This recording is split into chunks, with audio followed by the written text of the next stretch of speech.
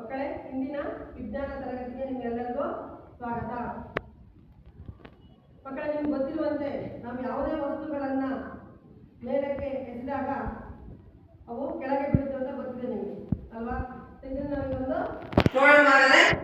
ಚಟುವಟಿಕೆ 3 ಜನ ಬಂದು ಯಾರನ್ನು 3 ಜನ ಬರೆಯೋದು. ಇದು ಒಂದು ವಸ್ತುವ,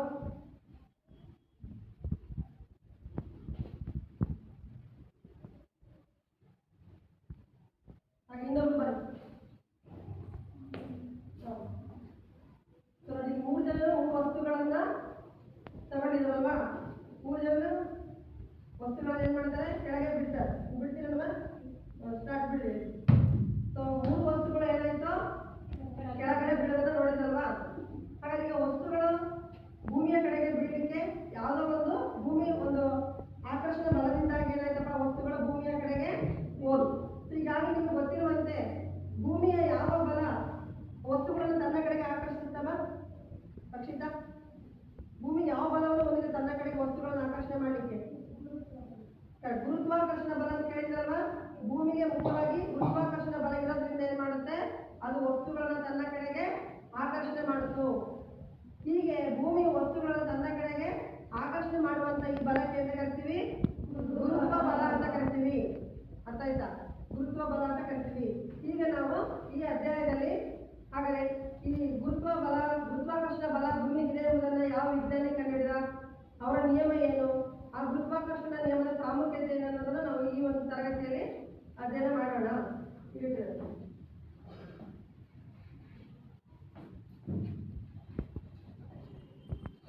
ಮಕ್ಕಳೇ, ಹಾಗಾದ್ರೆ ಈಗ ಭೂಮಿಗೆ ಈ ರೀತಿ ಆಕರ್ಷಣೆ ಮಾಡುವಂತಹ ವಸ್ತು ಇದೆ ಎಂಬುದನ್ನ ಯಾವ ವಿಜ್ಞಾನಿ ಹಾಗಾದ್ರೆ ಈ ಭೂಮಿಗೆ ಆಕರ್ಷಣ ಬಲ ಇದೆ ಎಂಬುದನ್ನ ತಿಳಿಸ್ಕೊಟ್ಟ ಆ ವಿಜ್ಞಾನಿಯ ಬಗ್ಗೆ ನಾವು ಕಥೆಯ ಮೂಲಕ ತಿಳ್ಕೊಳ್ಳೋಣ.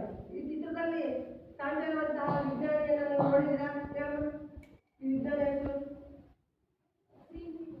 ನೋಡಿ. ವಿಜ್ಞಾನಿ ಹೆಸರು ಏನಿದೆ? ಈ ವಿಜ್ಞಾನಿ ಹೆಸರು ಯಾರು ನಾವು ಪರಿಚಯ ಇದೆಯಾ? ಯಾರು ವಿಜ್ಞಾನಿ ಹೆಸರು? ನ್ಯೂಟನ್. ಸರ್ ಐಸಾಕ್ ನ್ಯೂಟನ್ ಎಂಬ ವಿಜ್ಞಾನಿ.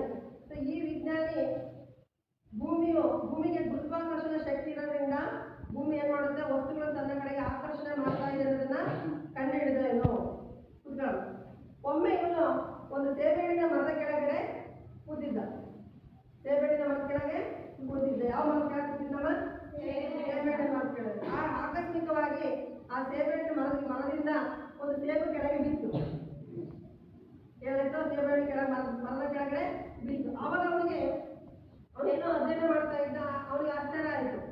ಹಾಗಾದ್ರೆ ಸೇಬೆಹಣ್ಣು ಯಾಕೆ ಭೂಮಿಯ ಮೇಲ್ಭಾಗಕ್ಕೆ ಹೋಗಿಲ್ಲ, ಭೂಮಿಯ ಕಡೆಗೆ ಯಾಕೆ ಕೆಳಗೆ ಬಿತ್ತು ಅನ್ನೋದು ಅವನಿಗೆ ಮನಸ್ಸಿನಲ್ಲಿ ಆಲೋಚನೆ ಬಂತು. ಸೊ ಅದರಿಂದ ಅವನಿಗೆ ಏನ್ ಹೊಳಿತು, ಸೊ ಭೂಮಿ ಎಲ್ಲಾ ವಸ್ತುಗಳಿಗಿಂತ ಭೂಮಿಯ ಕಡೆಗೆ ಬೀಳ್ತಾ ಇದ್ದಾವಲ್ಲ, ಇದರಿಂದ ಭೂಮಿಗೆ ಒಂದು ಆಕರ್ಷಣ ಬಲ ಇದೆ, ಭೂಮಿಗೆ ಈ ರೀತಿ ಗುರುತ್ವಾಕರ್ಷಣ ಬಲ ಇದೆ. ನೋಡಿ, ಸೇಬು ಭೂಮಿಯ ಕಡೆಗೆ ಬರುತ್ತೆ ಹೊರತು ಭೂಮಿ ಸೇಬಿನ ಕಡೆಗೆ ಹೋಗುತ್ತಾ ಇಲ್ಲ. ಭೂಮಿಯ ರಾಶಿ ಹೋಲಿಸಿದ್ರೆ ಸೇಬಿನ ರಾಶಿ ನಗಣ್ಯ ಅಂತ ಹೇಳ್ಬೋದು, ಅಷ್ಟು ಕಡಿಮೆ ಇದೆ ಅಲ್ವಾ? ಸೊ ಸೇಬೆಹಣ್ಣು ಭೂಮಿ ಏನ್ ಮಾಡುತ್ತೆ, ಸೇಬೆಹಣ್ಣು ತನ್ನ ಕಡೆಗೆ ಆಕರ್ಷಣೆ ಮಾಡ್ತಾರೆ. ಸೊ ಸೇಬು ಭೂಮಿಯ ಕಡೆಗೆ ಚಲಿಸಿತು. ಇದಕ್ಕೆ ಕಾರಣ ಗುರುತ್ವಾಕರ್ಷಣ ಬಲವೇ ಕಾರಣ ಅಂತ ಹೇಳ್ಬಿಟ್ಟು ತಿಳಿಸಿದಂತ ವಿಜ್ಞಾನಿ ಯಾರಪ್ಪ ಅಂತಂದ್ರೆ ಐಸಾಕ್ ನ್ಯೂಟನ್ ಎಂಬ ವಿಜ್ಞಾನಿ. ಇವನಿಗೆ ಭೌತಶಾಸ್ತ್ರ ಜನಕ ಅಂತಲೂ ಕೂಡ ಕರೀತಾರೆ. ಎಂತ ಕರೀತಾರಮ್ಮ? ಭೌತಶಾಸ್ತ್ರದ ಜನಕ. ಇವನು ಮುಂದೆ ಒಂದು ನಿಯಮವನ್ನು ಕೂಡ ರೂಪಿಸ್ತಾನೆ. ಆ ನಿಯಮಕ್ಕೆ ಅಂತ ಕರೀತಾರೆ ಅಂದ್ರೆ ವಿಶ್ವವ್ಯಾಪಿ ಗುರುತ್ವಾಕರ್ಷಣ ನಿಯಮ ಅಂತ ಕೂಡ ಕರೀತಾರೆ. ಸೊ ಇಂದಿನ ಒಂದು ತರಗತಿಯಲ್ಲಿ ನಾವು ಆ ವಿಶ್ವವ್ಯಾಪಿ ಗುರುತ್ವಾಕರ್ಷಣ ನಿಯಮ ಅಂದ್ರೆ ಏನು, ಈ ನಿಯಮದ ಪ್ರಾಮುಖ್ಯತೆ ಏನು ಎಂಬುದನ್ನು ನಾವು ತಿಳ್ಕೊಳ್ಳೋಣಂತೆ. ಹಾಗಾದ್ರೆ ಈಗಾಗಲೇ ನೋಡಿದಾಗೆ ಎಲ್ಲ ವಸ್ತುಗಳನ್ನ ಭೂಮಿ ಏನ್ ಮಾಡ್ತೀವಿ, ವಿಶ್ವ ಅವನೇನು ಹೇಳಿದ ನ್ಯೂಟನ್ ಅಂದ್ರೆ ವಿಶ್ವದ ಪ್ರತಿಯೊಂದು ವಸ್ತು ಪರಸ್ಪರ ಒಂದನ್ನೊಂದು ಆಕರ್ಷಣೆ ಮಾಡ್ತಾ ಇದೆ. ಜೊತೆಗೆ ಭೂಮಿ ಕೂಡ ತನ್ನ ಕಡೆಗೆ ವಸ್ತುಗಳನ್ನ ಆಕರ್ಷಣೆ ಮಾಡುವಂತ ಶಕ್ತಿ ಇದೆ ಅಂತ ಹೇಳಿದ್ರೆ ಇದಕ್ಕೆ ಗುರುತ್ವ ಎಂತ ಬಲ ಅಂತ ಕರೀತವ? ಗುರುತ್ವ ಬಲ ಅಂತ ಕರೀತಾರೆ. ಬರ್ಕೊಳ್ಳೋದು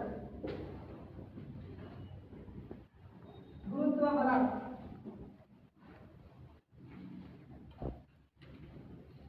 ಭೂಮಿಯು ತನ್ನ ಕಡೆಗೆ ತನ್ನ ಕಡೆಗೆ ವಸ್ತುಗಳನ್ನು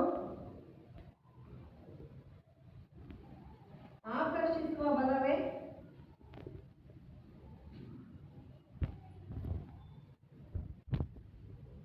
ಭೂಮಿಯು ವಸ್ತುಗಳನ್ನು ತನ್ನ ಕಡೆಗೆ ಆಕರ್ಷಿಸುವಂತ ಬಲವೇ ಗುರುತ್ವ ಬಲ.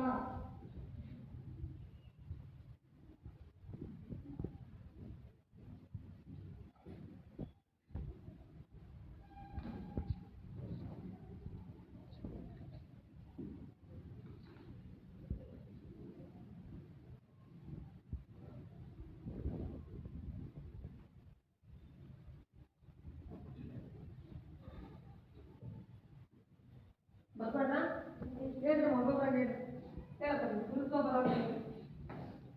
ಭೂಮಿಯ ತನ್ನ ಕಡೆಗೆ ವಸ್ತುಗಳನ್ನು ಆಕರ್ಷಿಸುವ ಬಲವೇ ಯಾವುದೇ ವಸ್ತುಗಳನ್ನು ಮೇಲೆ ಕೆಟ್ಟದಾಗುತ್ತೆ ಕೆಳಗೆ ಬೀಳ್ತದೆ. ಹೇಳ ಗುರುತ್ವ ಬಲ. ಭೂಮಿಯು ತನ್ನ ಕಡೆಗೆ ವಸ್ತುಗಳನ್ನು ಆಕರ್ಷಿಸುವ ಬಲವೇ ಗುರುತ್ವ ಬಲ. ಗಗನ ಹೇಳ್ತಾರೆ ಭೂಮಿಯು ತನ್ನ ಕಡೆಗೆ ವಸ್ತುಗಳನ್ನು ಆಕರ್ಷಿಸುವ ಬಲವೇ ವೆರಿ ಗುಡ್. ಭೂಮಿ ವಸ್ತುಗಳನ್ನು ತನ್ನ ಕಡೆಗೆ ಇರಿಸಿ ಆಕರ್ಷಿಸುವಂತ ಬಲಕ್ಕೆ ನಾವು ಏನು ಕರಿತೀವಿ? ಗುರುತ್ವ ಬಲ ಅಂತ ಕರಿತೀವಿ ಅಂತ ಗೊತ್ತಾಯ್ತು ಮಕ್ಕಳೇ. ಈಗ ನಾವು ಇಲ್ಲಿ ಒಂದು ಉದಾಹರಣೆ ಮೂಲಕ ನೋಡೋಣ. ಇಲ್ಲಿ ಒಂದು ಬಾಲ್ ಇದೆ, ಅರ್ಥ ಆಯ್ತಾ? ಇಲ್ಲಿ ಕೂಡ ಒಂದು ಬಾಲ್ ಇದೆ. ಬನ್ನಿ ಇಬ್ರು ಬರ ಯಾರು ಬನ್ನಿ. ಈ ವಸ್ತು ಇಟ್ಕೊಳ್ಳಿ. ಇಲ್ಲಿ ನೋಡ್ತಾ ಇದ್ದೀವಿ ನೀವು ಎರಡು ವಸ್ತುಗಳಿದಾವಲ್ವಾ? ಅವನು ಏನು ಹೇಳಿದ ನ್ಯೂಟನ್ ಮಾಡಿದ್ರೆ ಇಲ್ಲಿ ಬರ್ಬೇಕು ಕೆಳಗೆ ಬರ್ಬೇಕು. ನಾನೇನು ಹೇಳೋದು ಏನು ಮಾಡ್ತೀನಿ. ಇಲ್ಲಿ ಎರಡು ವಸ್ತುಗಳು ನೋಡ್ತಾ ಇದ್ದಾನಪ್ಪ. ಇದು ಕೂಡ ಒಂದು ಬಾಲ್ ಇದೆ, ಇದು ಕೂಡ ಒಂದು ಬಾಲ್. ಗಾತ್ರ ಏನಾಗಿದ್ದು? ಇದು ಗಾತ್ರ ಏನಾಗಿದೆ? ಯಾವ ಎರಡರಲ್ಲಿ ಯಾವುದು ಭಾರ ಆಗಿದೆ ಅಂತ ಅನ್ಸುತ್ತಪ್ಪ ನಿನಗೆ? ಇದು ಭಾರ ಇದೆ ಅನ್ಸುತ್ತಲ್ವಾ? ಇದು ರಾಶಿ ಏನಾಗಿದೆ? ಹೆಚ್ಚಾಗಿದೆ. ಯಾವುದು ರಾಶಿ ಕಡಿಮೆ ಇದೆಯಮ್ಮ? ಇದು ರಾಶಿ ಕಡಿಮೆ ಇದೆ, ಅರ್ಥ ಆಯ್ತಾ? ಜಾಸ್ತಿ ರಾಶಿ ಇರೋದು ನಾವು ಎ ಅಂತ ವಸ್ತು ತೆಗೆದುಕೊಂಡ್ರೆ, ಕಡಿಮೆ ರಾಶಿ ಇರುವಂತ ವಸ್ತುವನ್ನು ನಾವು ಬಿ ಅಂತ ಪರಿಗಣಿಸೋಣ. ಈಗ ಪ್ರತಿಯೊಂದು ವಸ್ತುಗಳು ನ್ಯೂಟನ್ ಏನ್ ಹೇಳ್ದ ಅಂದ್ರೆ, ವಿಶ್ವದಲ್ಲಿರುವ ಪ್ರತಿಯೊಂದು ವಸ್ತುಗಳು ಪರಸ್ಪರ ಇನ್ನೊಂದು ವಸ್ತುವಿನಿಂದ ಏನು ಮಾಡುತ್ತೆ? ಆಕರ್ಷಿಸಲ್ಪಡುತ್ತದೆ ಅಂತ ಹೇಳ್ದ ಅಲ್ವಾ? ಈ ಉದಾಹರಣೆ, ಈ ಎರಡು ವಸ್ತುಗಳು ಪರಸ್ಪರ ಹತ್ತಿರ ಬಂದಂಗೆಲ್ಲ ಆಕರ್ಷಣ ಬಲ ಏನಾಗುತ್ತೆ? ಏನಾಗುತ್ತೆ? ಆಕರ್ಷಣ ಬಲ ಏನಾಗುತ್ತೆ? ಹೆಚ್ಚಾಗುತ್ತೆ. ಹಾಗೆ ದೂರ ಸರಿದಂತೆಲ್ಲ ಆಕರ್ಷಣ ಬಲ ಏನಾಗುತ್ತೆ? ಕಡಿಮೆ ಆಗುತ್ತೆ. ಹಾಗಾದ್ರೆ ಈ ವಸ್ತುಗಳ ನಡುವಿನ ಈ ಗುರುತ್ವಾಕರ್ಷಣ ಬಲ, ಆಕರ್ಷಣ ಬಲ ಏನಿದೆಯಲ್ಲ, ಇದು ದೂರಕ್ಕೆ ಏನಾಗಿದೆ ಅಂದರೆ, ದೂರ ಹೆಚ್ಚಾದಂತೆಲ್ಲ ಆಕರ್ಷಣ ಬಲ ಕಡಿಮೆ ಇದೆ ನೋಡಿ. ಇದನ್ನ ನ್ಯೂಟನ್ ಹೇಳಿದ ತನ್ನ ನಿಯಮದಲ್ಲಿ. ಅಂದ್ರೆ ದೂರಕ್ಕೆ ಆಕರ್ಷಣ ಬಲ ಏನಾಗಿದೆ? ವಿಲೋಮಾನುಪಾತದಲ್ಲಿದೆ ಅಂತ ಹೇಳಿದ್ದಾರೆ. ಎಂತ ಅನುಪಾತದಲ್ಲಿದೆ? ವಿಲೋಮಾನುಪಾತದಲ್ಲಿದೆ. ಹಾಗೆ ನೋಡಿ, ರಾಶಿ ಹೆಚ್ಚಾಯ್ತಪ್ಪ ಅಂದ್ರೆ ವಸ್ತುವಿನ ರಾಶಿ ಹೆಚ್ಚಾಯ್ತು ಅಂತ ತಿಳ್ಕೊಳ್ಳಿ. ರಾಶಿ ಹೆಚ್ಚಾದಾಗೆಲ್ಲ ಆಕರ್ಷಣ ಬಲ ಏನಾಗುತ್ತೆ? ಹೆಚ್ಚಾಗುತ್ತೆ. ಈ ಉದಾಹರಣೆ, ದಪ್ಪವಾದಂತಹ ಒಂದು ಕಬ್ಬಿಣದ ಗುಂಡನ್ನು ಬಿಡ್ತೀನಿ ಅಂತಂದ್ರೆ ಏನಾಗುತ್ತೆ? ಈ ಉದಾಹರಣೆ ಇವೆರಡರಲ್ಲಿ ನಾನು ಹೇಳ್ತೀನಿ, ಒಂದೇ ಸರಿ ಬಿಡ್ಬೇಕು ಇಬ್ರು, ಗೊತ್ತಾಯ್ತಾ? ಹೇಳ್ತೀನಿ. ಸೊ ಇವೆರಡರಲ್ಲಿ ಯಾವ್ದು ಫಸ್ಟ್ ಬೀಳುತ್ತೆ ಅಂತ ನೋಡ್ರಿ ನೀವು. ಅದು ಹೆಚ್ಚು ರಾಶಿ ಇರೋದು ಫಸ್ಟ್ ಬೀಳುತ್ತೋ, ಕಡಿಮೆ ರಾಶಿ ಇರೋದು ಫಸ್ಟ್ ಬೀಳುತ್ತೋ ಅಂತ ಸ್ಟಾರ್ಟ್ ನೋಡಿ. ಲೇಟ್ ಬಿಟ್ಟೆ ನೀವು, ಮತ್ತೆ ಬಿಡಬೇಕು. ಸೊ ನೀವು ನೋಡಿ, ಇಟ್ಕೊಂಡಿರ್ತೀನಲ್ಲಪ್ಪ ಹಿಂಗೆ ಎರಡನ್ನೂ ಬಿಡ್ತೀನಿ, ಯಾವ್ದು ಬೇಗ ಬಿಡುತ್ತೆ ಅಂತ ನೋಡಿ. ಯಾವ್ದು ಬೇಗ ಬಿಟ್ಟಿದ್ರಲ್ಲಿ ಸ್ವಲ್ಪ ರಾಶಿ ಹೆಚ್ಚಿಗೆ ಆಗಿರೋದು ಬೇಗ ಬಿಡುತ್ತೆ. ಅಂದ್ರೆ ಅದಕ್ಕೆ ಕಬ್ಬಿಣದ ಗುಂಡನ್ನ ಕೆಳಗೆ ಎತ್ತಾಕ್ತೀವಿ, ಒಂದು ಬಾಲನ್ನ ಇದನ್ನ ಎತ್ತಾಕ್ತೀವಿ, ಕೆಳಗೆ ಬೀಳಿಸ್ತೀವಿ ಅಂತ ತಿಳ್ಕೊಂಡು. ಯಾವ್ದು ಬೇಗ ಬಿಡುತ್ತೆ ಅನ್ನೋ ಕಬ್ಬಿಣದ ಗುಂಡು ಬೇಗ ಬಿಡುತ್ತೋ ಅಥವಾ ಈ ಬಾಲ್ ಬೇಗ ಬಿಡುತ್ತೆ? ಯಾಕೆ ಬೇಗ ಬಿಡುತ್ತೆ ಅದು? ಹೇಳಿ. ಅದು ರಾಶಿ ಏನಾಗಿರ್ತಪ್ಪ? ಹೆಚ್ಚಾಗಿರ್ತದೆ. ಅವಾಗ ರಾಶಿ ಹೆಚ್ಚಾದಾಗೆಲ್ಲ ಆಕರ್ಷಣ ಬಲ ಏನಾಗುತ್ತಲ್ಲ? ನೀನ್ ಹೇಳಪ್ಪ. ಆಕರ್ಷಣ ಬಲ ಏನಾಗುತ್ತೆ? ಬೇಗ ಬಿಡುತ್ತೆ ಅಂದ್ರೆ ಭೂಮಿ ಆಕರ್ಷಣ ಬಲ ಏನಾಯ್ತು? ಹೆಚ್ಚಾಯ್ತು. ನಾವು ನ್ಯೂಟನ್ ಏನ್ ಹೇಳ್ದ ಅಂದ್ರೆ, ಆಕರ್ಷಣ ಬಲವು ರಾಶಿಗೆ ನೇರ ಅನುಪಾತದಲ್ಲಿದೆ ಅಂತ ಹೇಳ್ದ. ರಾಶಿ ಹೆಚ್ಚಾದಂಗೆಲ್ಲ ಆಕರ್ಷಣ ಬಲ ಹೆಚ್ಚಾಗುತ್ತೆ, ರಾಶಿ ಕಡಿಮೆ ಇದ್ರೆ ಆಕರ್ಷಣ ಬಲ ಕಡಿಮೆ ಇದೆ. ಉದಾಹರಣೆಗೆ ನೋಡಿ, ಇಲ್ಲೊಂದು ಹಾಳೆ ತಗೊಳ್ತೀವಿ. ಇದು ರಾಶಿ ಏನಾಗಿದೆ ಹೋಲಿಸಿದ್ರೆ ತುಂಬಾ ಕಡಿಮೆ ಇದೆ ಅಲ್ವಾ? ಈಗ ಎರಡನ್ನೂ ಏಕಕಾಲದಲ್ಲೇ ಬಿಡೋಣ, ಕುತ್ಕೊಳ್ಳೋಣ. ನೀವಿಬ್ರು ಬೇರೆ ಬರ ಯಾರು ಬರಲ್ಲ ಅಂದ್ರೆ.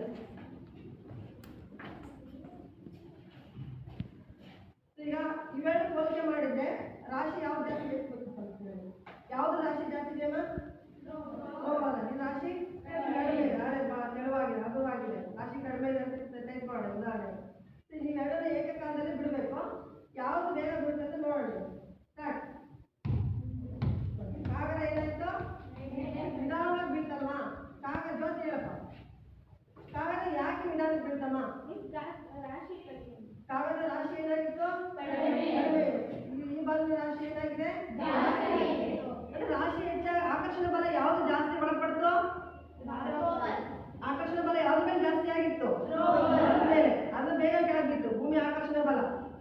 ಅದು ನ್ಯೂಟನ್ ಏನ್ ಹೇಳ್ತಾನೆ ಅಂತಂದ್ರೆ, ಆಕರ್ಷಣ ಬಲ ವಿಶ್ವದ ಪ್ರತಿಯೊಂದು ವಸ್ತುಗಳು ಇನ್ನೊಂದು ಇತರ ವಸ್ತುಗಳಿಂದ ಪರಸ್ಪರ ಆಕರ್ಷಿಸಲ್ಪಡ್ತಾವಲ್ಲ, ಈ ಆಕರ್ಷಣ ಬಲವು ಅವುಗಳ ರಾಶಿಗೆ ನೇರ ಅನುಪಾತದಲ್ಲಿರ್ತದೆ ಅಂತ ಹೇಳಿ. ಅಂದ್ರೆ ರಾಶಿ ಹೆಚ್ಚಾದಂಗೆಲ್ಲ ಆಕರ್ಷಣ ಬಲ ಹೆಚ್ಚಾಗುತ್ತೆ, ರಾಶಿ ಕಡಿಮೆ ಆದಂಗೆಲ್ಲ ಏನಾಗುತ್ತೆ ಆಕರ್ಷಣ ಬಲ? ವೆರಿ ಗುಡ್, ಕಡಿಮೆ ಆಗುತ್ತೆ ಅಂತ ಹೇಳಿ.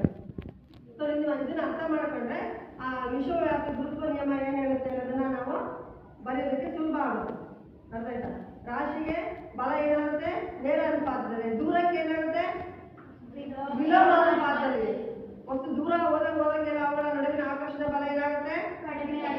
ಅತಿ ಎತ್ತರ ಹೋದಂತೆಲ್ಲ ಗುರುತ್ವಾಕರ್ಷಣ ಬಲ ಏನಾಗುತ್ತೆ? ಭೂಮಿಯಿಂದ ಮೇಲೆ ಹೋದಂತೆಲ್ಲ ಗುರುತ್ವಾಕರ್ಷಣ ಬಲ ಏನಾಗುತ್ತಲ್ಲ ಹೆಚ್ಚಾಗುತ್ತಾ? ಮೇಲೆ ಹೋದಂಗೆಲ್ಲ ಭೂಮಿಯ ಮೇಲೆ ಎತ್ತರಕ್ಕೆ ಹೋದಂತೆಲ್ಲ ಗುರುತ್ವಾಕರ್ಷಣ ಬಲ ಏನಾಗುತ್ತೆ? ಒಂದೇ ಬೇಕು ಮತ್ತೆ ಅಲ್ವಾ? ಭೂಮಿಯ ಗುರುತ್ವಾಕರ್ಷಣ ಬಲ ಏನಾಗುತ್ತೆ? ದೂರ ಹೆಚ್ಚಾದಂಗೆ ದೂರಕ್ಕೆ ಏನಾಗುತ್ತೆ? ವಿಲೋಮಾನುಪಾತದಲ್ಲಿ ಆಕರ್ಷಣ ಬಲ ಆಗುತ್ತೆ.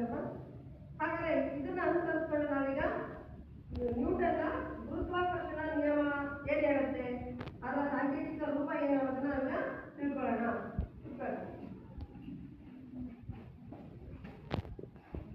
ನೋಡಿ ಮಕ್ಕಳ ಬರ್ತೀನಿ ಬರ್ಕೊಂಡಿದ್ದೀನಿ.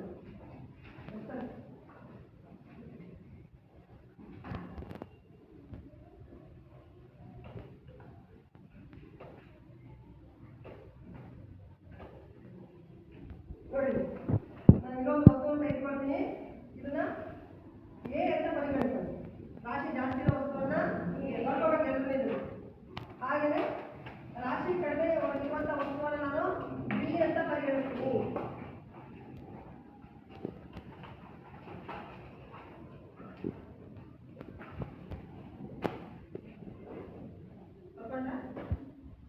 ಈ ಕೇಂದ್ರಗಳನ್ನ ಕೊಡ್ತೀನಿ. ಇದು ಎ ಎಂಬ ವಸ್ತು, ವಸ್ತು ಎ ರಾಶಿ ಹೆಚ್ಚಾಗಿದೆ. ಅದನ್ನು ನಾವು ಎಂ ಅಂತ ತೆಗೆದುಕೊಳ್ಳೋಣ, ಕ್ಯಾಪಿಟಲ್ ಎಂ ಅಂತ ತೆಗೆದುಕೊಳ್ಳೋಣ. ರಾಶಿ ಹೆಚ್ಚಾಗಿರೋದು ಕ್ಯಾಪಿಟಲ್ ಎಂ ಅಂತ ತೆಗೆದುಕೊಳ್ಳೋಣ. ರಾಶಿ ಕಡಿಮೆ ಇರೋದನ್ನ ಸ್ಮಾಲ್ ಎಂ ಅಂತ ತೆಗೆದುಕೊಳ್ಳೋಣ. ಮಕ್ಕಳಿಗೆ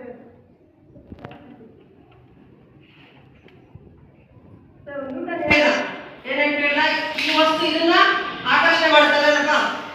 ಈ ವಸ್ತು ಎ ವಸ್ತು ಬಿ ಅನ್ನ ಆಕರ್ಷಣೆ ಮಾಡ್ತದೆ. ಬಿ ವಸ್ತು ಎ ನ ಆಕರ್ಷಣೆ ಮಾಡ್ತದೆ. ನೋಡಿ, ಅದಕ್ಕೆ ಬಹಳ ಗೊತ್ತಾಗ್ತದೆ. ಭೂಮಿ ಆಕರ್ಷಣೆ ಮಾಡ್ತದೆ, ಅದಕ್ಕೆ ಈ ತರ ತೋರಿಸ್ತದೆ. ಅದೇ ರೀತಿ ಇವುಗಳ ನಡುವಿನ ಅಂತರವನ್ನು ನಾವು ಏನು ಕರೆಯೋಣ? Distance. D N A distance, ದೂರವನ್ನು ಡಿ ಎಂಬ ಹೆಸರಿಂದ ಸೂಚಿಸೋಣ. ಇವುಗಳ ನಡುವಿನ ಅಂತರವ ಡಿ ಎಂದು ಬರೆದ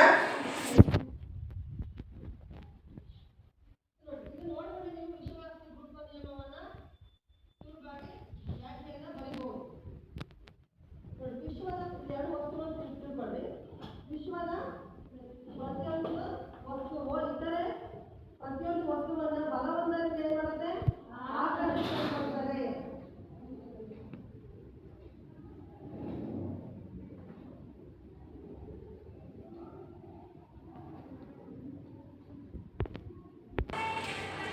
ಮಕ್ಕಳ ಈಗ ನೋಡಿದ್ರಲ್ಲ, ಹಾಗಾದ್ರೆ ಎರಡು ವಸ್ತುಗಳ ಪರಸ್ಪರ ಒಂದನ್ನು ಆಕರ್ಷಿಸುತ್ತವ. ಈ ಆಕರ್ಷಣ ಬಲ ಅವುಗಳ ರಾಶಿ ಏನಾಗಿದೆ?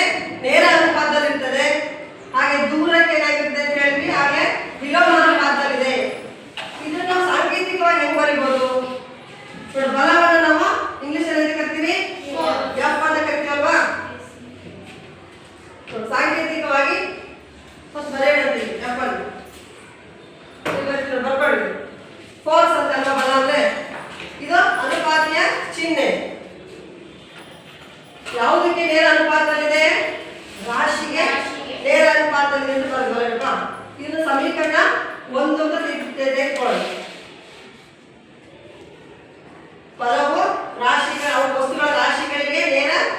ಅನುಪಾತದಲ್ಲಿದೆ. ಹಾಗೆ ಇನ್ನೊಂದು ಏನು ಹೇಳಿದ್ವಿ, ಅವುಗಳ ದೂರದ ವರ್ಗಕ್ಕೆ ಏನಾಗಿದೆ, ವಿಲೋಮಾನುಪಾತದಲ್ಲಿದೆ ಅಂತ ಹೇಳಿದ್ವಿ. ವಸ್ತುಗಳ ನಡುವಿನ ಆಕರ್ಷಣ ಬಲವು ದೂರದ ವರ್ಗಕ್ಕೆ ವಿಲೋಮಾನುಪಾತವನ್ನು ಹೇಗೆ ಬರೀಬೋದಂದ್ರೆ ಎಫ್ ಅಂದ್ರೇನು, ಫೋರ್ಸ್ ಅಲ್ವಾ, 1 ವರ್ಗ ಡಿ ಸ್ಕ್ವೇರ್. ಇದನ್ನ ಸಮೀಕರಣ 2 ತೆಗೆದುಕೊಳ್ಳಿ. ರಾಶಿ ಏನಾಗಿದೆಯಪ್ಪ, ನೇರ ಅನುಪಾತದಲ್ಲಿ ಬರಲಿ, ನೇರ ಅನುಪಾತ ಚಿಹ್ನೆ ಬರಲಿ. ಹೀಗೆ ಬರಲಿ ಏನಂತ, ವಿಲೋಮಾನುಪಾತ. ಗೊತ್ತಾಯ್ತಲ್ಲ? ಈಗ ನಾವೇನ್ ಮಾಡೋಣ, ಸಮೀಕರಣ 1 ಮತ್ತು 2 ಸಂಯೋಜನೆ ಮಾಡಿ ಬರೆಯೋಣ. ಅವಾಗ ಏನಾಗುತ್ತೆ ಸಮೀಕರಣ ನೋಡೋಣ. ಸಂಯೋಜನೆ ಮಾಡಿ ಬರಿಬೇಕಾದ್ರೆ ಈ ಅನುಪಾತಿ ಚಿಹ್ನೆನ ಬರಿಬೇಕು, ತೆಗಿಬೇಕಾದ್ರೆ ಒಂದು ಸ್ಥಿರಾಂಕ ಬರ್ತದೆ. ಗೊತ್ತಾಯ್ತಾ? ಆ ಸ್ಥಿರಾಂಕವನ್ನು ನಾವು ಗುರುತ್ವ ಸ್ಥಿರಾಂಕ ಅಂತ ಕರಿತೀವಿ. ಅದನ್ನ ಯಾವ ಅಕ್ಷರ ಸೂಚಿಸ್ತೀವಿ ಅಂದ್ರೆ ಕ್ಯಾಪಿಟಲ್ ಜಿ ಅಂತ ಸೂಚಿಸ್ತೀವಿ. ಯಾವ ಅಕ್ಷರ? Capital G. ಈ ಅನುಪಾತವನ್ನು ತೆಗಿಬೇಕಾದ್ರೆ ಒಂದು ಅನುಪಾತಿಯ ಸ್ಥಿರಾಂಕ ಬರ್ತದೆ, ಅದು ಯಾವುದು ಗುರುತ್ವ ಸ್ಥಿರಾಂಕ ಅಂತ ಕರಿತೀವಿ, ಅದನ್ನ ಜಿ ಅಂತ ಬರ್ತದೆ.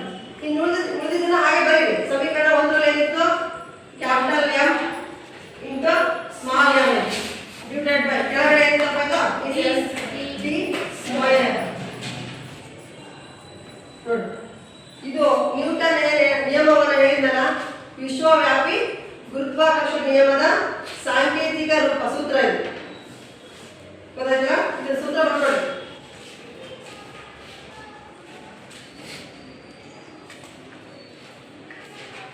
ಮಕ್ಕಳೇ, ಇಲ್ಲಿ ನಾವು ಜಿ ಅಂತ ಹೇಳಿದ್ವಿ. ಜಿ ಅಂತಂದ್ರೆ ಅಲ್ಲಿ ಎಂತ ಸ್ಥಿರಾಂಕ ಅಂತ ಹೇಳಿದಮ್ಮ, ಎಂತ ಸ್ಥಿರಾಂಕ ಜಿ ಅಂದ್ರೆ ಯಾವುದು? ಗುರುತ್ವ ಸ್ಥಿರಾಂಕ. ಆ ಸ್ಥಿರಾಂಕಕ್ಕೆ ಒಂದು ಹೆನ್ರಿ ಕ್ಯಾವೆಂಡಿಶ್ ಎಂಬ ವಿಜ್ಞಾನಿ ಅದಕ್ಕೊಂದು ಪ್ರಾಯೋಗಿಕವಾಗಿ ಪರೀಕ್ಷೆ ನಡೆಸಿ ಆ ಗುರುತ್ವ ಸ್ಥಿರಾಂಕದ ಬೆಲೆಯನ್ನ ಕೊಟ್ಟಿದ್ದಾರೆ. ಹಾಗಾದ್ರೆ ಆ ಗುರುತ್ವ ಸ್ಥಿರಾಂಕದ ಬೆಲೆ ಏನನ್ನೋದನ್ನ ಬರೆದಿನಿ, ಬರ್ಕೊಳ್ಳೋದು. G is equal to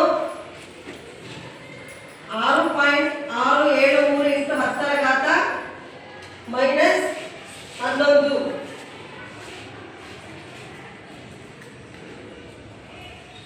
ಬರ್ಕೊಳ್ಳೋದು.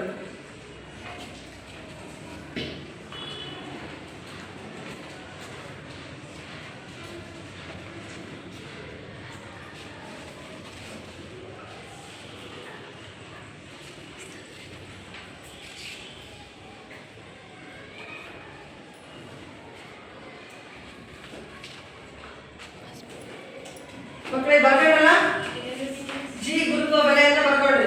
G ಗುರುತ್ವ ಬೆಲೆ ಏನ್ ಬರ್ಕೊಂಡ್ರಿ, 6.673 ಇಂಟು 10⁻−11. ಹಾಗಾದ್ರೆ ಈ ಗುರುತ್ವದ ಸ್ಥಿರಾಂಕದ ಏಕಮಾನ ಏನು ಅಂತ ನೋಡೋಣ.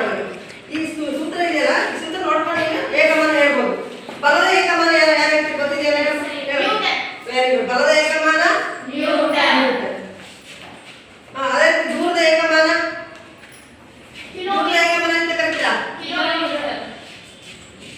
ದೂರದ ಅಂತಾರಾಷ್ಟ್ರೀಯ ಏಕಮಾನ ವೆರಿ ಗುಡ್. ಯಾವುದು? ಡಿ ಸ್ಕ್ವೇರ್ ಇದೆ. ಅದಕ್ಕೋಸ್ಕರ ಏನ್ ಬರ್ತೀವಿ ನಾವು, ನ್ಯೂಟನ್ ಮೀಟರ್ ಸ್ಕ್ವೇರ್ ಪರ್. ಹಾಗೇನೆ ರಾಶಿ ಏಕಮಾನ ಏನು? Correct, KG. ಎರಡು ವಸ್ತುಗಳಿಂದ ಕೆಜಿ ಸ್ಕ್ವೇರ್. ಸೊ ಅದರ ಏಕಮಾನ newton metre square per KG square ಅಂತ ಓದ್ಬೇಕಂತ. ಸೊ ಬರ್ಕೊಡ್ರಿ.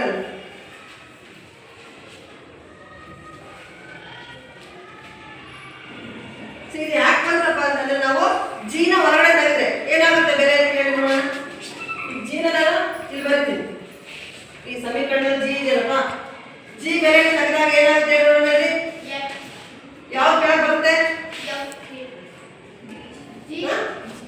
ಎಫ್ ಎಲ್ಲಿ ಬರುತ್ತೆ? ಅದಕ್ಕೆ ಬಂದಿರೋದು ನಾನು ಎಫ್ ಓರೆ ಗುಣಾಕಾರ ನೋಡಿ. ಏನ್ ಬರುತ್ತೆ ನೋಡಿ, ಎಫ್ ಡಿ ಸ್ಕ್ವೇರ್. ಹೌದಾ? ಜಿನ ಈಕ್ವಲ್ಸ್ ಆ ಕಡೆ ತೆಗೆದುಕೊಂಡು ಹೋದ್ರೆ ಏನ್ ಬರುತ್ತೆ, ಎಫ್ ಇಂಟು ಡಿ ಸ್ಕ್ವೇರ್ ಬಂತಲ್ವಾ. ಕೆಳಭಾಗದಲ್ಲಿ ಇಲ್ಲೇ ಬರ್ಬೋದು. ಉಳಿದಿದ್ದೇನು? Capital M small M. ನೋಡಿ, ಇದು ಯಾಕೆ ಬರ್ತಪ್ಪ ಏಕಮಾನ ಅಂದ್ರೆ ಇಲ್ಲಿ ಸಿಗ್ತದೆ ಗುರುತ್ವ. ಎಫ್ ಇಂದ ಏನ್ ಬರ್ಕೊಡ್ರಿ, ನ್ಯೂಟನ್. ಡಿಸ್ಟೆನ್ಸ್ ದೂರದ ಏನ್ ಬರ್ಕೊಡ್ರಿ, ಮೀಟರ್ ಸ್ಕ್ವೇರ್. ಹಾಗೆ ಕೆಳಗಡೆ ರಾಶಿ ಇದೆ ಬಂದ್ರಿ, ಗೊತ್ತಾಯ್ತಲ್ಲ. ಜಿ ಇಸ್ ಬರ್ಕೊಡಿ ಈ ಸಮೀಕರಣ. ಜಿ ತೆಗೆದಾಗ ಯಾವ ರೀತಿ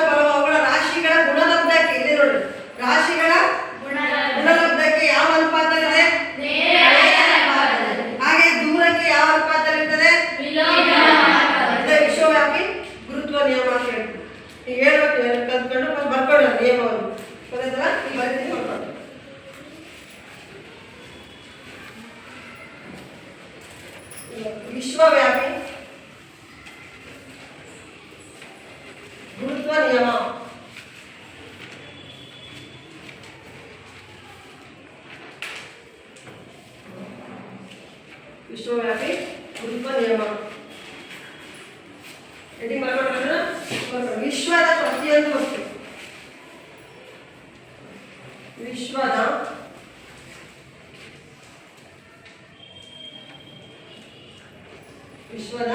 ಪ್ರತಿಯೊಂದು ವಸ್ತುವು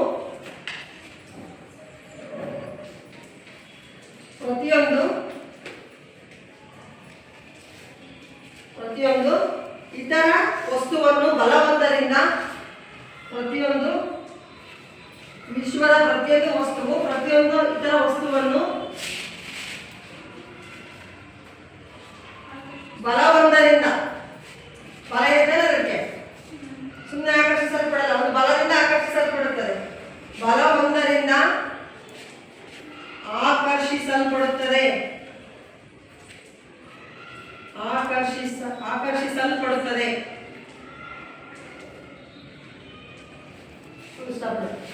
ಈ ಆಕರ್ಷಣ ಬಲವು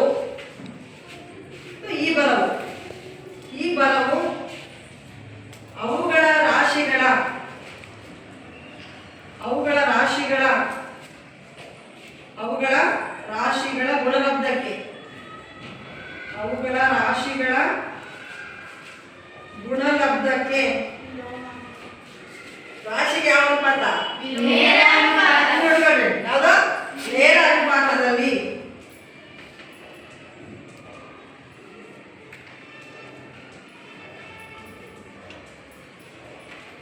ಅವುಗಳ ರಾಶಿಯ ಗುಣಲಬ್ಧಕ್ಕೆ ನೇರ ಅನುಪಾತದಲ್ಲಿ ಹಾಗೂ ಅವುಗಳ ನಡುವಿನ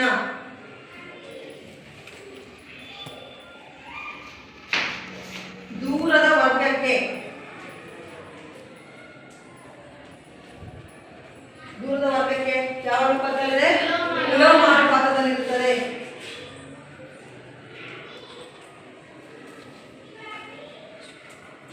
ವಿಲೋಮ ಅನುಪಾತದಲ್ಲಿರುತ್ತದೆ. ಇಷ್ಟು ನಿಯಮಗಳು. ಇದನ್ನ ಇನ್ವರ್ಟೆಡ್ ಕಾಮದಲ್ಲಿ ಬರೆದು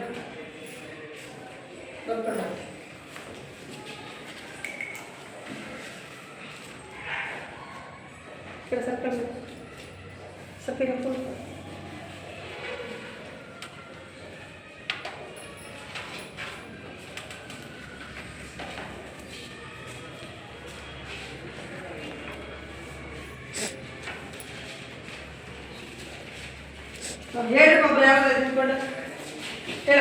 ವಿಶ್ವದ ಪ್ರತಿಯೊಂದು ವಸ್ತುವು ಪ್ರತಿಯೊಂದು ಇತರ ವಸ್ತುವನ್ನು ಬಲವೊಂದರಿಂದ ಆಕರ್ಷಿಸುತ್ತದೆ. ಈ ಬಲವು ಅವುಗಳ ಆಕರ್ಷಿಸಲ್ಪಡುತ್ತದೆ. ಈ ಬಲವು ಅವುಗಳ ರಾಶಿಗಳ ಗುಣಲಬ್ಧಕ್ಕೆ ನೇರ ಅನುಪಾತದಲ್ಲಿಯೂ ಹಾಗೂ ಅವುಗಳ ನಡುವಿನ ದೂರದ ವರ್ಗಕ್ಕೆ ವಿಲೋಮ ಅನುಪಾತದಲ್ಲಿರುತ್ತದೆ. ವಿಶ್ವದ ಪ್ರತಿಯೊಂದು ವಸ್ತುವು ಪ್ರತಿಯೊಂದು ಇತರ ವಸ್ತುವನ್ನು ಬಲವೊಂದರಿಂದ ಆಕರ್ಷಿಸಲ್ಪಡುತ್ತದೆ. ಈ ಬಲವು ಅವುಗಳ ರಾಶಿಗಳ ಗುಣಲಬ್ಧಕ್ಕೆ ನೇರ ಅನುಪಾತದಲ್ಲಿಯೂ ಹಾಗೂ ಅವುಗಳ ನಡುವಿನ ದೂರದ ವರ್ಗಕ್ಕೆ ವಿಲೋಮ ಅನುಪಾತದಲ್ಲಿರುತ್ತದೆ. ಯಾವ್ದೊಬ್ರು ಬಂದ್ಬಿಟ್ಟು ಇಲ್ಲಿ ನೋಡ್ಕೊಂಡು ಹೇಳ್ಬೋದ? ಇಲ್ಲೇ ಬಂದು ಹೇಳ್ಬೋದು. ಬನ್ನಿ, ಬರುತ್ತಲ್ಲ, ಯಾರಿಗೆ ಬರುತ್ತೆ ನೋಡ್ಕೊಂಡು. ಈಗ ಸುತ್ತ ನೋಡ್ಕೊಂಡು ಹೇಳ್ಬೇಕು. ಬರ್ರಿ ಬೇಗ, ನಿಯಮನೇ. ಇಲ್ಲಿ ಬಂದು ಹೇಳ್ಬೇಡಿ, ಸುತ್ತ ನೋಡ್ಕೊಂಡು ಬರ್ಬೇಡಿ. Very good. ಋತು ಬರ್ತದ ಹೇಳ್ತಾರೆ. ಅದೇ ನಿಯಮ ವಿಶ್ವದ ಪ್ರತಿಯೊಂದು ವಸ್ತುವು ಪ್ರತಿಯೊಂದು ಇತರ ವಸ್ತುವಿನೊಂದಿಗೆ ಬಲದಿಂದ ಆಕರ್ಷಿಸುತ್ತದೆ. Very good. ಬಲವೊಂದರಿಂದ ಆಕರ್ಷಿಸುತ್ತದೆ. ಈ ಬಲವು ಅವುಗಳ ವಸ್ತುವಿನ ನೇರ ಗುಣಲಬ್ಧಕ್ಕೆ ಯಾವುದೇ ಗುಣಲಬ್ಧಕ್ಕೆ ನಮ್ಮದೇ ಮಾಸ್ ರಾಶಿಗಳ ಈ ವಸ್ತುವು ಅವುಗಳ ಈ ಬಲವು ಅವುಗಳ ರಾಶಿಯ ಗುಣಲಬ್ಧಕ್ಕೆ ನೇರ ಅನುಪಾತದಲ್ಲಿರುತ್ತದೆ. ಹಾಗೂ ಅವುಗಳ ದೂರದ ವರ್ಗಕ್ಕೆ ವಿಲೋಮ ಅನುಪಾತದಲ್ಲಿರುತ್ತದೆ. Very good. ಸಾಕ್ರಿ. ಈ ರೀತಿ ಪ್ರತಿಯೊಬ್ಬರು ನಿಯಮವನ್ನ ಕಲ್ತ್ಕೋಬೇಕು. ಇದಕ್ಕೇನಂತ ಎಂತ ನಿಯಮ ಅಂತ ಕರೀತಾರಮ್ಮ? ವಿಶ್ವವ್ಯಾಪಿ ಗುರುತ್ವ ನಿಯಮ.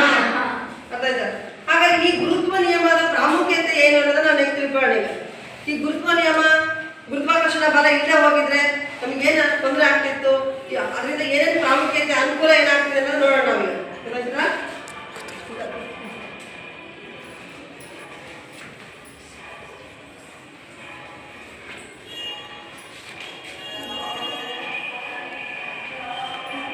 ನೀವು ವಿಶ್ವವ್ಯಾಪಿ ಗುರುತ್ವ ನಿಯಮದ ಪ್ರಾಮುಖ್ಯತೆ.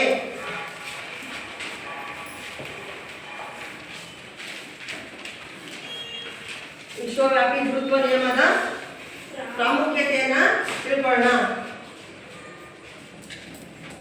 ಮೊದಲನೇದಾಗಿ ಏನ್ ತಿಳ್ಕೊಳ್ಳೋಣ, ಏನಾದ್ರು ಪ್ರಾಮುಖ್ಯತೆ ನೋಡೋಣ ಈಗ. ಬರ್ರಿ ಬಾರ ಈಗ ಬಾ ಗಗನ ಬಾರ್ತೀನಿ. ಈಗ ನೀವು ಬಂದಿದ್ದೀರಲ್ವಾ, ಎದ್ರ ಮೇಲೆ ನಿಂತಿದ್ದೀರಾ? ಭೂಮಿ ಮೇಲೆ ನಿಂತಿದ್ದೀರಾ. ನೆಲದ ಮೇಲೆ ನಿಂತಿದ್ದೀರ. ಈಗ ಅರ್ಥ, ನೀವು ಭೂಮಿ ಮೇಲೆ ನಿಂತಿದ್ದೀರಾ. ತೇಲಾಡ್ತಾ ಇದ್ದೀರಾ ಇಬ್ರು? ಇವ್ರು ಹೇಳ್ಬೇಕು. ತೇಲಾಡ್ತೀರಮ್ಮ? ಯಾವ್ದ್ರ ಮೇಲೆ ನಿಂತಿದ್ದೀರಾ? ಭೂಮಿಯ ಮೇಲೆ ನಿಂತಿದ್ದೀರಾ. ಈ ರೀತಿ ಭೂಮಿಯ ಮೇಲೆ ನಮ್ಮನ್ನ ಬಂಧಿಸಿರುವಂತ ಬಲ ಯಾವುದು? ಯಾವ ಬಲ? ಗುರುತ್ವಾಕರ್ಷಣ ಬಲ. ಈ ರೀತಿ ನಾವು ಭೂಮಿ ಮೇಲೆ ಗುರುತ್ವಾಕರ್ಷಣ ಬಲ ಇಲ್ಲದೆ ಹೋಗಿದ್ರೆ ಏನಾಗ್ತಿತ್ತು? ನಿಂತ್ಕೊಂತ ಇದ್ವಿ ನಾವು ನೆಲದ ಮೇಲೆ? ಇಲ್ಲ. ಸೊ ಮೊದಲನೇ ಪ್ರಾಮುಖ್ಯತೆ ಏನಾಗದೆ? ನಮ್ಮನ್ನ ಭೂಮಿಗೆ ಬಂಧಿಸಿರುವಂತ ಬಲವೇ ಗುರುತ್ವಾಕರ್ಷಣ ಬಲದ ಒಂದು ಪ್ರಾಮುಖ್ಯತೆ ಮೊದಲನೇದಾಗಿ. ಹೋಗಿ ನಮ್ಮನ್ನು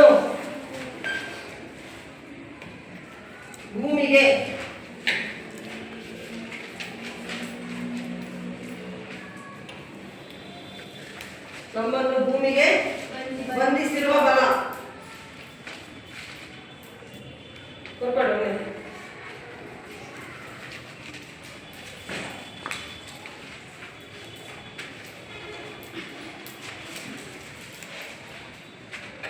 ನಮ್ಮನ್ನು ಭೂಮಿಗೆ ಬಂಧಿಸಿರುವ ಬಲ ಯಾವುದು? ಗುರುತ್ವಾಕರ್ಷಣ ಪ್ರಾಮುಖ್ಯತೆ. ಹಾಗೆ ಇಲ್ಲಿ ನೋಡಿ ಬರ್ರಿ, ನೀವು ನೋಡ್ತಾ ಇದ್ದೀರಾ ಆಕಾಶ, ಇದರಲ್ಲಿ ಭೂಮಿ ಯಾರನ್ನ ಸುತ್ತಾ ಇದ್ದಾರೆ ಮೇಡಮ್? ಭೂಮಿಯ ಸುತ್ತ ಯಾರು ಸುತ್ತಾ ಇದ್ದಾರೆ? ಚಂದ್ರನ ಸುತ್ತಾ ಇದೆ. ಬರ್ರಿ ತೋರಿಸ್ಬಾರ ಇಬ್ರು, ಬರ್ರಿ ಯಾರಾದ್ರು ಬಾ. ಯಶೋಧ ಬರ್ರಿ ಇಲ್ಲಿ ನೋಡ್ತಾ ಇದ್ದೀರಾ ನೀವೀಗ. ಇಟ್ಕೊಡ್ರಿ, ಒಬ್ರಿಗೆ ಕೈ ಇಟ್ಕೊಡ್ರಿ, ನಿಮ್ಗೆ ಬಿಗಿಯಾಗಿ ಇಟ್ಕೊಡ್ರಿ. ಇಲ್ಲಿ ನೋಡ್ತಾ ಇದ್ರೆ ನಮ್ಮ ಇದು ಇಟ್ಟಕ್ಕೆ ಬರ್ರಿ. ಇದೇ ನಮ್ಮ ಇದು ಇದು ಸುತ್ತ ಇರೋದಲ್ಲ. ಏನು ತೋರಿಸ್ತಾ ಇದ್ದಿದ್ದು? ಚಂದ್ರನ ಬಿಂಬಗಳು ತೋರಿಸೋ ಒಂದು ಮಾದರಿ ಇದು ಅಲ್ವಾ? ಗಗನ ಇಲ್ಲಿ ನೋಡಮ್ಮ. ಈ ಭೂಮಿಯ ಸುತ್ತ ಯಾರು ಸುತ್ತಾ ಇದ್ದಾರೆ? ಯಾರು ಸುತ್ತಾ ಇದಾರಮ್ಮ ಪಲ್ಲವಿ? ಚಂದ್ರ ಸುತ್ತಾ ಇದ್ದಾನೆ. ಹಾಗಾದ್ರೆ ಚಂದ್ರ ಏನಾದ್ರು ಬೀಳ್ತಾ ಇದ್ದಾರೆ ಕೆಳಗೆ?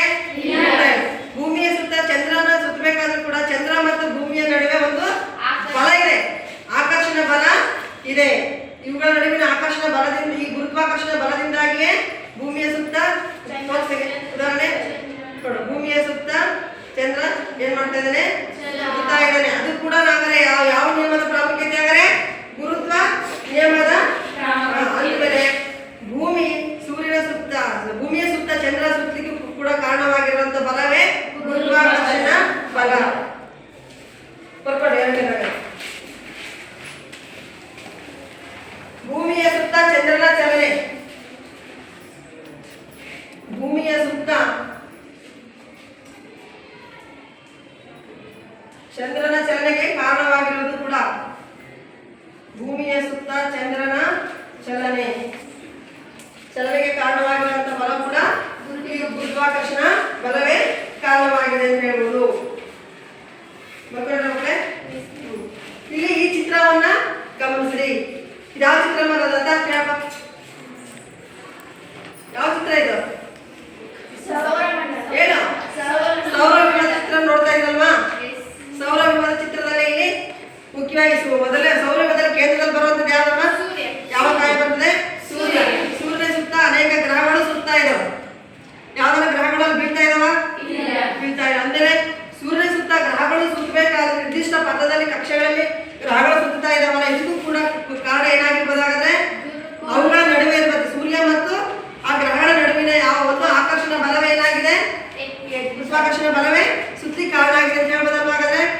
ಹಾಗಾದ್ರೆ ಸೂರ್ಯನ ಇನ್ನೊಂದು ಪ್ರಾಮುಖ್ಯತೆ ಏನ್ ಹೇಳ್ಬೋದಾಗದ್ರೆ ಹೇಳಮ್ಮ?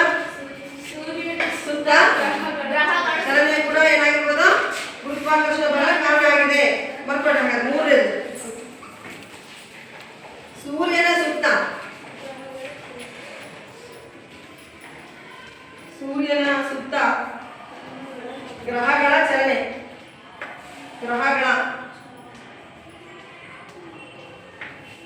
ಚಲನೆಗೆ ಕೂಡ ಕಾರಣವಾಗಿರುವಂತಹ ಬಲ, ಸೂರ್ಯ ಮತ್ತು ಗ್ರಹಗಳ ನಡುವಿನ ಒಂದು ಆಕರ್ಷಣ ಬಲದಿಂದಾಗಿ, ಗುರುತ್ವಾಕರ್ಷಣ ಬಲದಿಂದಾಗಿ ಏನಾಗ್ತಾ ಇದೆ, ಅವುಗಳು ಸೂರ್ಯನ ಸುತ್ತ ಸುತ್ತಾ ಇದೆ ಅಂತ ಹೇಳ್ಬೋದು. ಹಾಗೆ ಇಲ್ಲಿ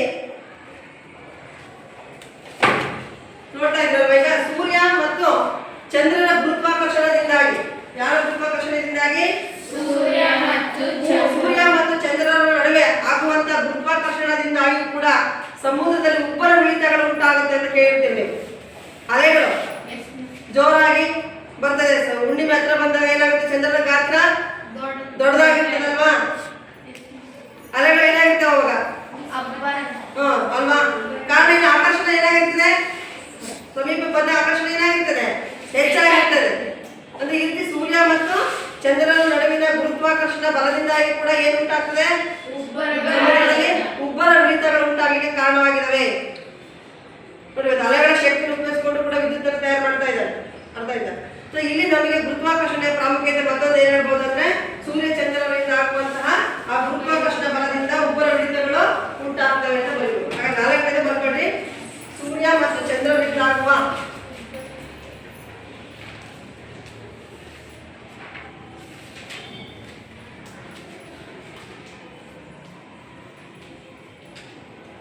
ಸೂರ್ಯ ಮತ್ತು ಚಂದ್ರರಿಂದಾಗುವ ಉಬ್ಬರ ಇಳಿತಗಳು, ಉಬ್ಬರ ಇಳಿತಗಳಿಗೆ ಕಾರಣವಾಗಿದೆ.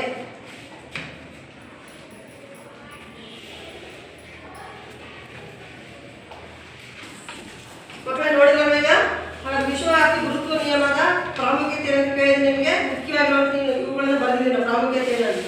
ಸೊ ಒಬ್ಬೊಬ್ಬರಾಗಿ ಅವರನ್ನ ಹೇಳ್ಬೇಕು, ಹೇಳಮ್ಮ ಒಬ್ಬೊಬ್ಬರು ಅಂತ ಹೇಳಿ. ನಮ್ಮನ್ನು ಭೂಮಿಗೆ ಬಂಧಿಸಿರುವ ಬಲ ಹಾಗೆ ಎರಡು ಭೂಮಿಯ ಸುತ್ತ ಚಂದ್ರನ ಸುತ್ತುವ ಚಲನೆಗೆ ಕಾರಣವಾಗಿದೆ. ಹಾಗೆ ಸೂರ್ಯನ ಸುತ್ತ ಗ್ರಹಗಳ ಚಲನೆಗೆ ಕೂಡ ಕಾರಣವಾಗಿದೆ. ಸೂರ್ಯ ಮತ್ತು ಚಂದ್ರನಿಂದಾಗುವ ಉಬ್ಬರ ಇಳಿತಗಳಿಗೆ ಕೂಡ ಏನಾಗಿದೆ, ಕಾರಣವಾಗಿದೆ. ಮಕ್ಕಳ ಇಲ್ಲಿಗ ನಿಮ್ಗೆ ಗೊತ್ತಿದೆ, ಭೂಮಿಯ ಮೇಲೆ ಹೋದಂತೆಲ್ಲ ಆಕರ್ಷಣ ಬಲ ಕಡಿಮೆ ಆಗುತ್ತೆ ಅಂತ ಹೇಳಿದ್ವಲ್ವ. ಆದ್ರೆ ಅಂತರಿಕ್ಷದಲ್ಲಿ ಮಾನವ ಪ್ರಯಾಣ ಮಾಡ್ತಾನಲ್ವಾ, ಅಂತರಿಕ್ಷದಲ್ಲಿ ಹಾಗಾದ್ರೆ ಅಲ್ಲಿ ಗುರುತ್ವಾಕರ್ಷಣ ಬಲ ಇರ್ತದ, ಹಾಗಾದ್ರೆ ಅಲ್ಲಿ ಮಾನವನ ಜೀವನ ಕ್ರಮ ಹೇಗಿರ್ತದೆ ಅನ್ನೋದನ್ನು ನೀವು ತಿಳ್ಕೊಂಡು ಬರ್ರಿ ಮಾಹಿತಿಯನ್ನು.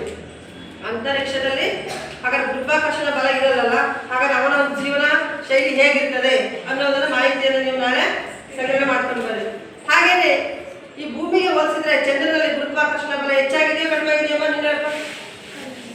ಭೂಮಿಯಲ್ಲಿ ಗುರುತ್ವಾಕರ್ಷಣ ಬಲ ಜಾಸ್ತಿ ಇದೆಯೋ, ಚಂದ್ರನಲ್ಲಿ ಗುರುತ್ವಾಕರ್ಷಣ ಬಲ ಜಾಸ್ತಿ ಇದೆಯೋ? ಭೂಮಿಯಲ್ಲಿ ಗುರುತ್ವಾಕರ್ಷಣ ಬಲ ಜಾಸ್ತಿ ಇದೆ, ಚಂದ್ರನಲ್ಲಿ ಬಹಳ ಕಡಿಮೆ ಇದೆ ಭೂಮಿ ಹೋಲಿಸಿದೆ. ಸೊ ಅದನ್ನು ಕೂಡ ನೀವು ಚಂದ್ರನಲ್ಲಿ ಆಗ ಎಷ್ಟು ಗುರುತ್ವಾಕರ್ಷಣ ಬಲ ಇದೆ ಅನ್ನೋದನ್ನು ಕೂಡ ವಿಷಯ ನೀವು ನಾಳೆ ತಿಳ್ಕೊಂಡು ಬರ್ಬೇಕು, ಗೊತ್ತಾಯ್ತಲ್ಲ. ಈಗ ಅಂತರಿಕ್ಷದಲ್ಲಿ ಮಾನವ ಗುರುತ್ವಾಕರ್ಷಣ ಬಲ ಇಲ್ಲ ಅಂದಾಗ ಅವರು ಯಾವ ರೀತಿಯಾಗಿ ಅಲ್ಲಿ ಜೀವನ ಶೈಲಿ ಅಂತ ತಿಳ್ಕೊಂಡು ಬರ್ಬೇಕು, ಗೊತ್ತಾಯ್ತಲ್ವಾ. ಇಷ್ಟು ಈಗ ಇವತ್ತಿನ ಒಂದು ಕಲಿಕಾಂಶಗಳು ನೀವೇನು ತಿಳ್ಕೊಂಡ್ರಿ, ವಿಶ್ವವ್ಯಾಪಿ ಗುರುತ್ವ ನಿಯಮ ಅಂದ್ರೇನು ಹಾಗೂ ಗುರುತ್ವ ನಿಯಮದ ಪ್ರಾಮುಖ್ಯತೆ ಏನು. ಇನ್ನೊಂದ್ಸತಿ ಹೇಳಿ, ಗುರುತ್ವ ಬಲ ಅಂದ್ರೆ ಏನು? ಫಸ್ಟ್ ಹೇಳಿದ್ರು ಸ್ಟಾರ್ಟಿಂಗ್, ಗುರುತ್ವ ಬಲ ಅಂದ್ರೆ ಭೂಮಿಯ ತನ್ನ ಕಡೆಗೆ ವಸ್ತುಗಳನ್ನು ಆಕರ್ಷಿಸುವ ಬಲವೇ ಗುರುತ್ವ ಬಲ. ಹೇಳಮ್ಮ, ನೀನು ಹೇಳು, ಜೋರಾಗಿ ಹೇಳ್ಬೇಕು. ಭೂಮಿಯ ತನ್ನ ಕಡೆಗೆ ವಸ್ತುಗಳನ್ನು ಆಕರ್ಷಿಸುವ ಬಲವೇ ಗುರುತ್ವ ಬಲ. ಹಾಗೆ ಗುರುತ್ವಾಕರ್ಷಣ ನಿಯಮವನ್ನು ಹೇಳಮ್ಮ, ನೋಡ್ಕೊಂಡು ನೀನು ಹೇಳ್ಬೇಕು. ಹೇಳ್ತೀರಾ ಮೇಡಮ್? Very good. ರಿಷಿಕಾ ವಿಶ್ವದ ಪ್ರತಿಯೊಂದು ವಸ್ತುವು ಪ್ರತಿಯೊಂದು ಇತರೆ ವಸ್ತು. ವಿಶ್ವದ ಪ್ರತಿಯೊಂದು ವಸ್ತುವು ಪ್ರತಿಯೊಂದು ಇತರೆ ವಸ್ತುವನ್ನು ಬಲವೊಂದರಿಂದ ಆಕರ್ಷಿಸಲ್ಪಡುತ್ತದೆ. ಈ ಬಲವು ಅವುಗಳ ರಾಶಿಯ ಗುಣಲಬ್ಧಕ್ಕೆ ನೇರ ಅನುಪಾತದಲ್ಲಿರುತ್ತದೆ ಹಾಗೂ ಅವುಗಳ ನಡುವಿನ ದೂರದ ವರ್ಗಕ್ಕೆ ವಿಲೋಮಾನುಪಾತದಲ್ಲಿರುತ್ತದೆ.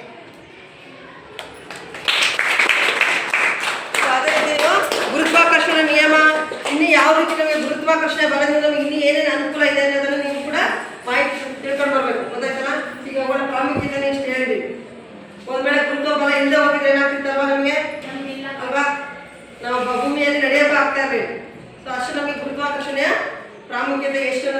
ಅರ್ಥ ಆಯ್ತಲ್ವಾ? ಸೊ ಎಲ್ರಿಗೂ ಧನ್ಯವಾದಗಳು.